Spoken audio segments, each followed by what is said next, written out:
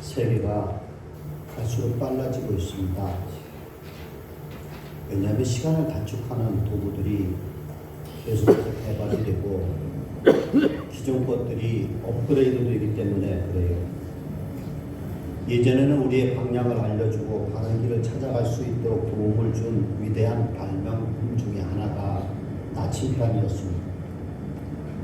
그것이 있었기 때문에 콜럼버스가 아메리카 대륙을 여행할 수 있었고, 마젤란이 아프리카의 케이프타운을 넘어서 인도로 항해할 수가 있었습니다. 근데 요즘은 인공위성을 이용한 세계적인 통신망이 구축되어져 있었기 때문에 핸드폰 하나만 가지고도 어디든지 찾아갈 수가 있습니다. 이제는 나침판도 역사의 뒤안길로 사라질 날이 멀지 않았습니다. 근데 그 나침판도 없었던 고대의 우리 조상들은 어떻게 방향을 감지하고 캄캄한 밤길을 찾을 수가 있었을까요?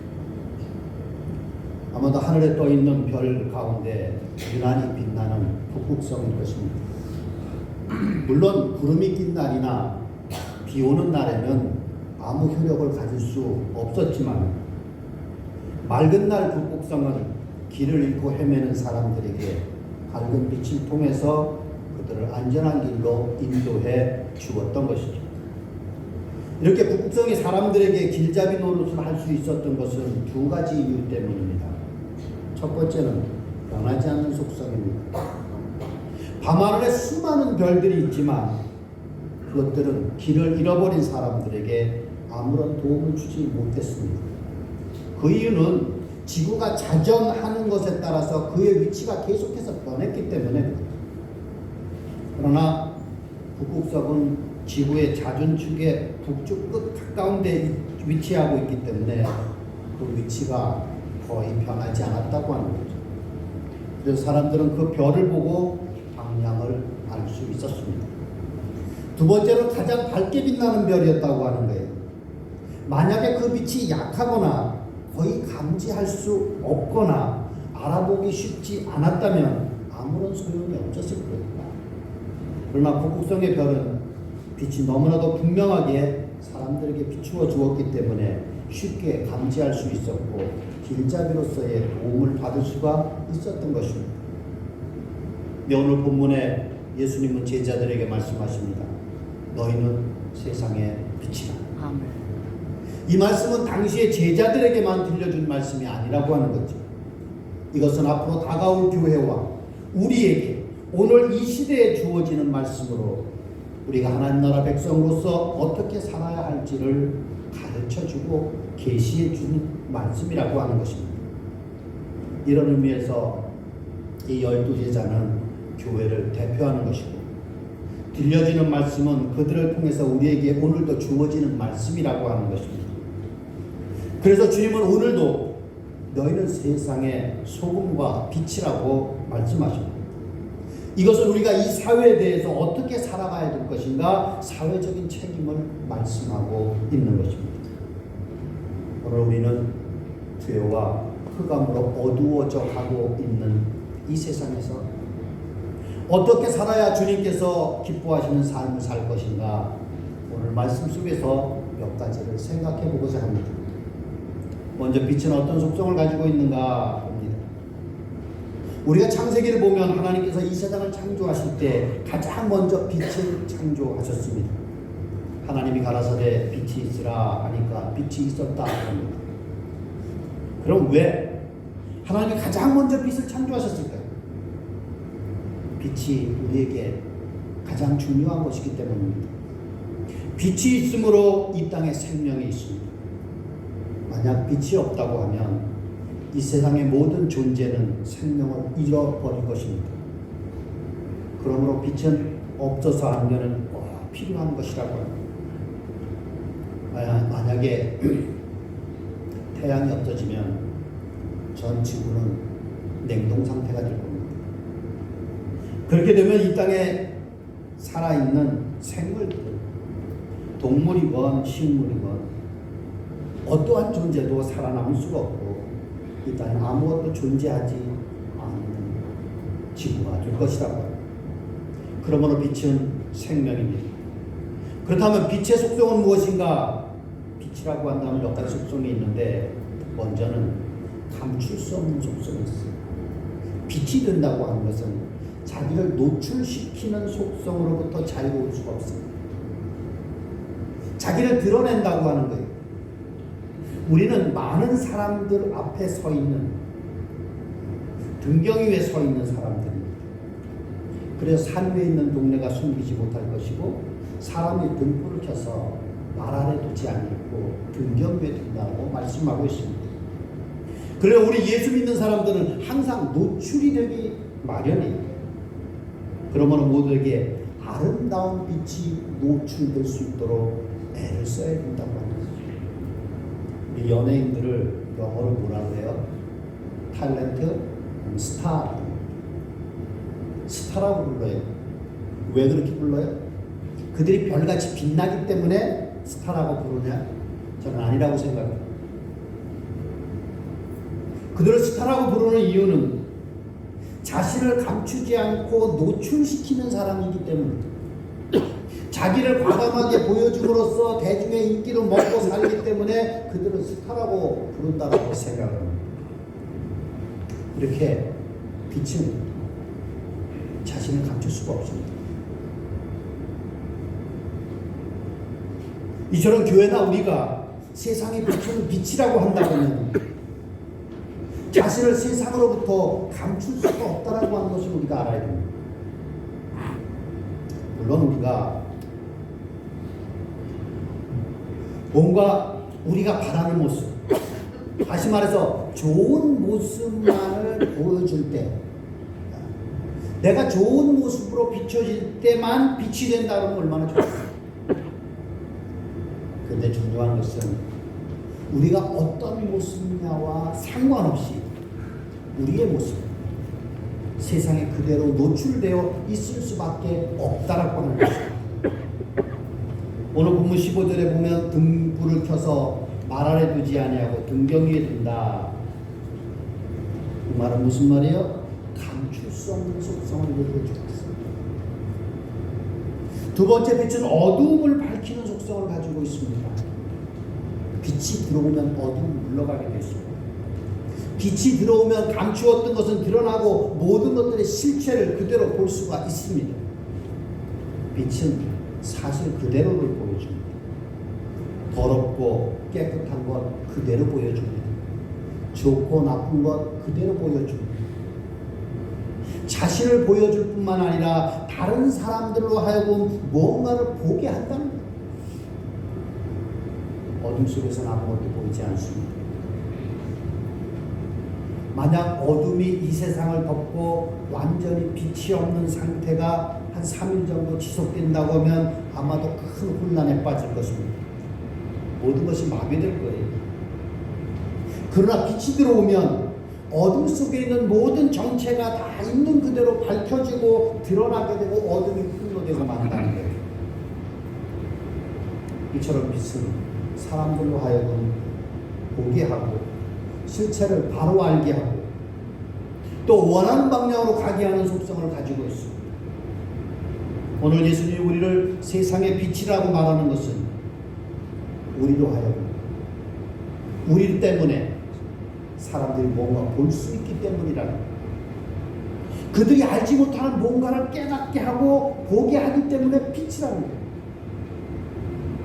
그래서 어둠은 빛을 싫어하고 악한 자는 선한 자를 싫어합니다. 세상이 어두운 것을 좋아하고 밝은 것을 싫어한다 할지라도 우리는 성도로서 어두운 세상에서 빛으로 밝혀야 할 책임이 우리에게 있다라고 하는 사실. 세 번째로 빛은 사람들을 깨우고 활동하게 하는 속성을 가지고 있습니다. 빛이 있기 때문에 사람은 활동을 합니다. 옛날에는요, 해가 떨어지고 밤이 되면 사람들이 잠자는 것이 당연했습니다. 제가 자라던 어릴 적에 시골에 전기 들어오지 않는 곳이 많았습니다. 그러한 동네 살던 사람들은요, 해가 지면 하던 일 멈추고 집에 돌아가야 했어요. 그리고 다시 동력에 해가 뜨면 일찍이 일하러 나와서 일을 하곤 했습니다. 그런데 에디슨이 전구를 발명한 다음부터 사람들의 활동 시간대가 확대되었습니다. 전등의 밝은 빛 때문에 사람들은 어느 시간에든지 자유롭게 자기가 원하는 활동을 할 수 있고 일을 할 수 있게 되었더라고요. 요즘 아이 세상이 바뀌어버려가지고 전등불 밑에서만 더 활발하게 움직이고 있는 세상이 되어져 가고 있습니다. 이와 같이 빛이라고 하는 것은 사람들을 깨우고 활동하게 하는 속성을 가지고 있습니다. 교회도 마찬가지입니다.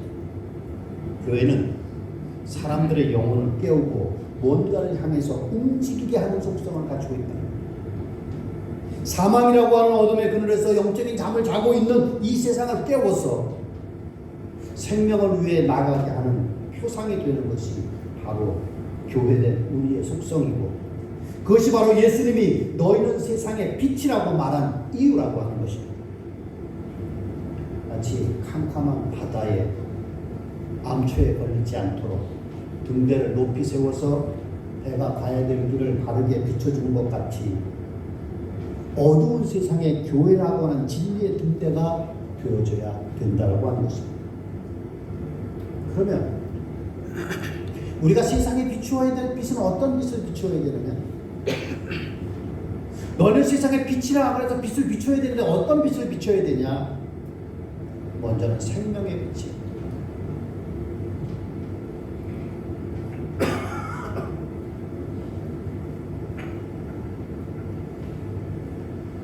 성지순례를 하면서 터키를 갔습니다. 이스탄불에서부터 버스를 타고 안디옥까지 내려오는데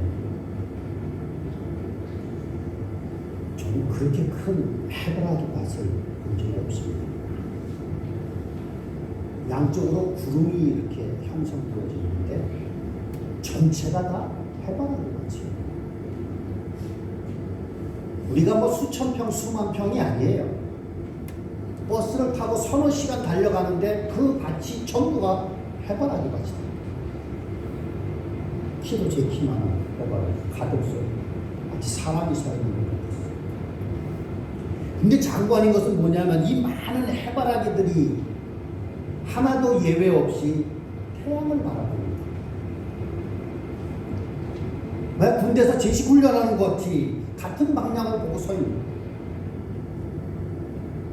해바라기들이 왜 그렇게 서 있습니까? 빛을 쪼이게 했어요. 빛을 받아야 생명이 살아갈 수 있기 때문입니다. 정신과 전문의의 말을 들어보면요, 계절성 우울증이라는 게 있답니다.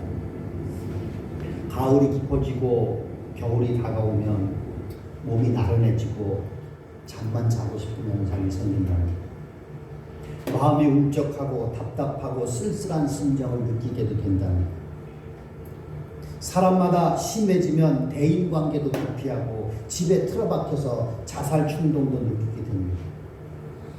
그 원인을 분석해 보면요, 뇌 속에 있는 화학물질의 불균형 때문이 돼요. 세라토닌이라고 하는 물질이 현격하게 줄어들고 멜라토닌이라고 하는 호르몬이 분비가 충분하지 않아서 그렇다는 거예요. 그래서 우울증이 생긴다는 거예요. 근데 이런 사람들이요, 빛을 많이 쪼이면 다시 세라토닌이 늘어나고 멜라토닌 분비가 충분해져서 우울증이 호전된다는 거예요. 그래서 이런 환자들에게 빛 치료를 권한다. 우울증 있는 사람들은요, 나가서 2시간, 3시간 햇볕을 쬐라는 거예요. 그러면 그 모든 것이 극복될 수 있다는 거지. 빛이 있어야 사람의 정신도 왕성하게 활동할 수 있다는 거예요. 빛이 사람의 정신 생명을 살립니다. 뿐만 아니라 우리의 영적인 생명, 곧 영생도 빛을 쪼여야 된다는 거예요. 하나님을 떠난 심령들은 영적인 어둠 속에서 헤매고 있습니다. 무거운 죄의 짐을 지고 허덕이고 있습니다. 삶의 무게에 눌려서 염려, 근심 속에 한숨 쉬며 살고 있습니다. 예측할 수 없는 미래에 대한 불안 속에 두려워하면서 하루하루를 살아가고 있습니다. 다가온 죽음을 예감하면서 절망 속에 살아가고 있습니다. 이들에게 영적 생명의 빛이 필요합니다. 요한복음 1장 4절을 보면 이렇게 말씀하고 있습니다. 그 안에 생명이 있었으니 그 생명은 사람들의 빛이라 합니다. 또 8장 12절은 이렇게 말씀합니다. 예수께서 또 말씀하여 이르시되 나는 세상의 빛이니 나를 따르는 자는 어둠에 다니지 아니하고 생명의 빛을 얻으리라. 이 세상에 생명의 빛이 임해서 이 빛을 받은 자는 생명을 누리게 될 것이라고 하는 말씀입니다. 예수 그리스도는 생명의 빛입니다. 이 빛을 받으면 영적 생명이 시작이 됩니다. 그 영이 살아나고 그 영이 풍성한 생명을 누리게 됩니다. 죄의 짐을 털어버리고 참된 평안을 누리며 풍성한 영적인 삶을 살게 됩니다. 이제 교회는 이 세상을 향해서 이 생명의 빛을 비출 수 있어야 됩니다. 이 세상에 예수 그리스도의 복음을 전하고 이 세상에 생명의 빛이 가득하도록 해야 된다라고 하는 사실입니다. 우리 동두천 제일교회는 생명의 빛을 전하는 일에 더욱 최선을 다해야 됩니다. 이 일에 성도 한 사람 한 사람이 적극적으로 참여해야 될 줄로 믿습니다. 두 번째로는 진리의 빛입니다. 창세기 1장 2절을 보면 이런 말씀합니다. 땅이 혼돈하고 공허하며 흑암이 깊음 위에 있고, 천지 창조가 본격적으로 시작되기 전의 상태의 말씀입니다. 빛이 만들어지기 전에 이 우주는 깊은 어둠 속에 잠겨져 있었습니다. 그 깊은 어둠이 지배하는 곳에 혼돈과 공허가 자리 잡고 있었습니다. 여기 혼돈이라고 하는 말은 히브리어의 토우라고 하는 말을 번역한 건데, 이 말은 아직 정리가 되지 않은 상태, 질서가 잡히지 않은 상태, 어떤 형태를 이루어지지 않은 상태를 말합니다. 다시 말해서 뒤죽박죽된 상태를 말합니다. 그야말로 요즘 세상이 요지경수이잖아요. 이 나라가 어느 곳으로 어떻게 가야 되는지 혼란스럽습니다. 가짜 뉴스들이 너무나도 판을 치고 있고요.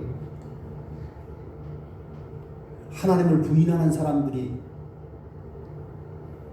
이 나라를 흔들고,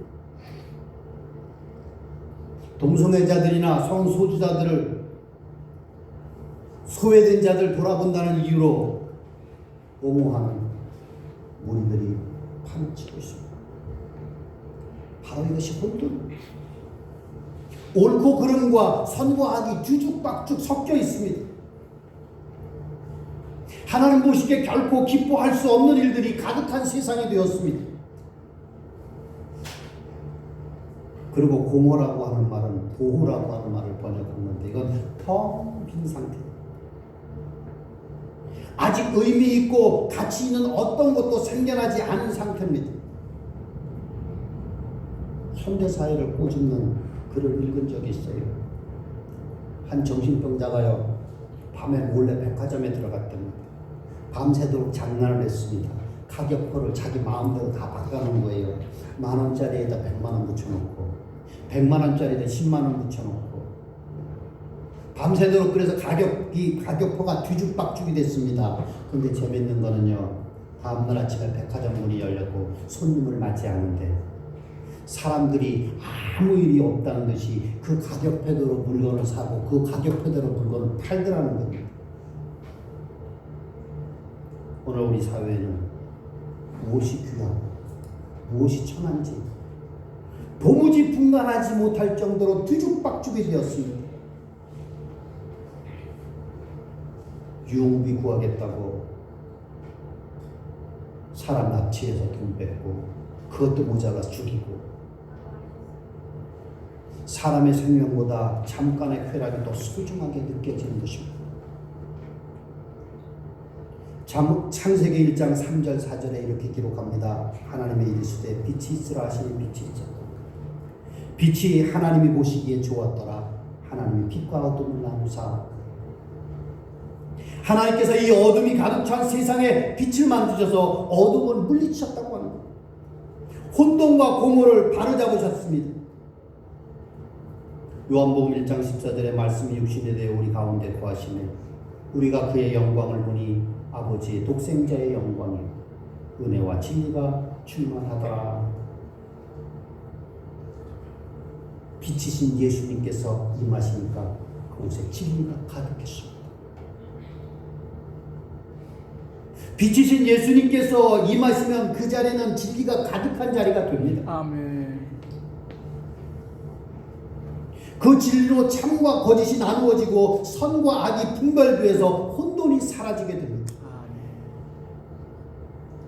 그 진리로 올바른 가치관이 세워지고 공허가 사라집니다.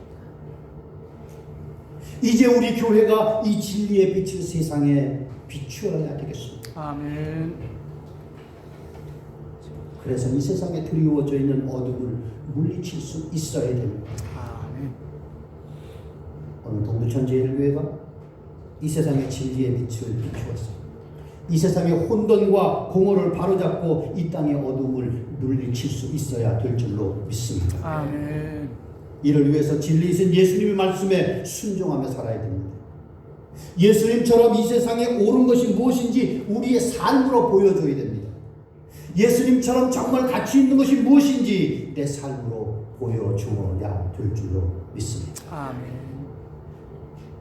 세 번째로 사랑의 빛입니다. 마가복음 6장 34절에 보면 이렇게 말씀합니다. 예수께서 나오사 큰 무리를 보시고 그 목자 없는 양 같음으로 인하여 불쌍히 여기사 이에 여러 가지로 가르치시더니. 예수님께서 주님을 찾아 나온 그 많은 사람들 하나하나를 보시면서 목자 없는 양같이 생각이 드셔서 불쌍히 여기셨다라고 하는 말씀입니다. 목자 없는 양이라고 하는 말을 생각해 봅니다. 이스라엘 백성들 유목이 있죠. 양이나 소와 같은 가축을 기르면서 삽니다. 근데 그 땅에는 물이 부족하고 뜯을 풀이 부족합니다. 그래서 목자들은 양을 몰고 마실 물을 찾아가고 먹일 풀을 찾아서 이곳저곳으로 옮겨 다닙니다. 양들은 그 목자를 따라다니면서 하루하루를 생존해 갑니다. 그런데 때로 목자가 강도를 만나거나 병이 걸리거나 늙어서 세상을 떠날 때가 있습니다. 그런데 이 양들만 남게 됩니다. 그렇게 되면요, 양들은 생명을 보존하기가 어렵습니다. 양은 멀리 내다보지 못합니다. 그래서 길을 찾지 못해요. 양은 아무런 방어 수단이 없기 때문에 강도를 만난다든지 포식자를 만나면 속수무책입니다. 정말 목자 없는 양들은 불쌍히 짝이 없는 존재들입니다. 예수님께서 이 양들을 불쌍히 여겼습니다. 근데 헬라어로 불쌍히 여기다라고 하는 말에는 이런 뉘앙스가 있어요. 창자가 끊어질 듯 합니다. 우리말로 얘기하면 애간장이 먹는다 그런 말이죠. 예수님께서 죄인들을 바라보실 때, 쇠이나 창기를 바라보실 때, 귀신 들리고 병든 자를 바라보실 때, 믿음 잃고 살아가는 사람들을 보실 때, 목적 없이 살아가는 사람을 보실 때 저들을 목자 없는 양 같다라고 말합니다. 그러니까 죄인들을 바라보실 때 창자가 끊어지는 듯한 아픔을 느끼십니다.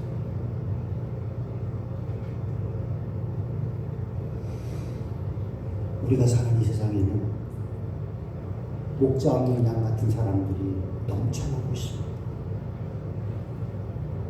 예수님처럼 불쌍히 여기는 마음으로 저들에게 손을 내밀어야 됩니다. 사랑의 빛을 비추어야 됩니다. 1997년 8월에 파리에서 교통사고로 세상을 떠난 영국의 왕세자비 다이애나가 영국인들뿐만 아니라 많은 세계 사람들 가슴 속에 아름다운 사람으로 남겨져 있습니다. 사실 다이애나는 왕세자비로서 품위를 손상시키고 왕세자비로서 외간 남자와 영문을 퍼뜨려서 지탄을 받아야 마땅한 사람입니다. 결국 결혼한 지 15년 만에 이혼을 해서 어찌 보면 실패한 인생을 산 사람이었습니다. 그러나 그토록 사람들의 마음속에 아름답게 남겨져 있는 이유가 무엇일까? 소외되고 고통받는 이들을 위해서 내는 사랑의 성격 때문에 에이즈 환자나 나병 환자도 서슴없이 손을 만져요. 지지자들의 모습을 보면 친어머니처럼 감사합니다.